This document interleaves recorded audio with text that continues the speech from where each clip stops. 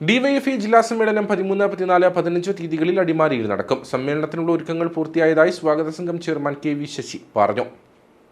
DYFI unit മുതൽ block തലം വരെയുള്ള സമ്മേളനങ്ങൾ പൂർത്തീകരിച്ച ജില്ലാ സമ്മേളനത്തിന് തുടക്കം കുറിക്കുകയാണ്. ജൂൺ 13, 14, 15 തീയതികളിലായാണ് അടിമാലിയിൽ ഡിവൈഎഫ്ഐ ജില്ലാ സമ്മേളനം നടക്കുക.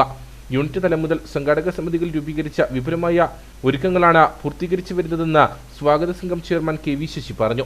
അടിമാലിയിലും പരിസര പ്രദേശങ്ങളിൽ നടന്നിട്ടുള്ള കർഷക സമരങ്ങളുടെ എല്ലാം പാരമ്പര്യം ഉൾക്കൊള്ളുന്ന ഈ പ്രദേശത്താണ് ഡിവൈഎഫ്ഐയുടെ 3 ദിവസം നീണ്ടു നിൽക്കുന്ന ഈ സമ്മേളനം നടക്കുന്നത്. സമ്മേളനം വിജയകരമായി നടത്തുന്നതിന് വേണ്ടിയിട്ടുള്ള പ്രവർത്തനങ്ങളിൽ ഡിവൈഎഫ്ഐ പ്രവർത്തകരും അതുപോലെ തന്നെ അവരെ സഹായിക്കുന്ന മറ്റ് പുരോഗമന പ്രസ്ഥാനങ്ങളുടെ എല്ലാം പ്രവർത്തകരാകെ വളരെ സജീവമായി രംഗത്തുണ്ട്.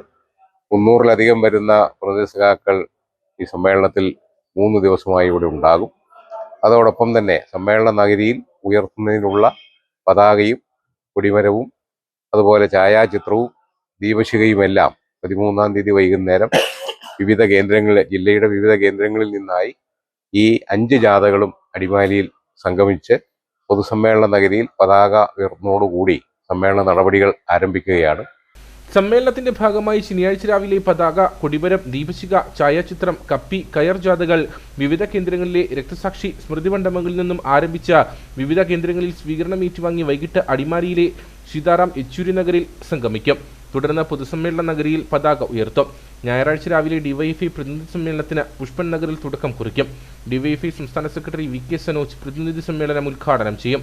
പൊതുസമ്മേളനം മുൻമന്ത്രി P രാജീവ് ഉദ്ഘാടനം ചെയ്യും. ഡിവൈഎഫ്ഐ സംസ്ഥാന president V Vaseef, treasurer SR Arun Babu, M Shajar, Grishma Ajay Ghosh, R Rahul, CPM ജില്ലാ സെക്രട്ടറി CV വർഗീസ് തുടങ്ങിയവർ പങ്കെടുക്കും. വിവിധ ജാഥകൾ, പ്രതിനിധി സമ്മേളനം, പൊതുസമ്മേളനം, നേതൃസംഗമം എന്നിവ ജില്ലാ സമ്മേളനത്തിന്റെ ഭാഗമായി നടക്കും.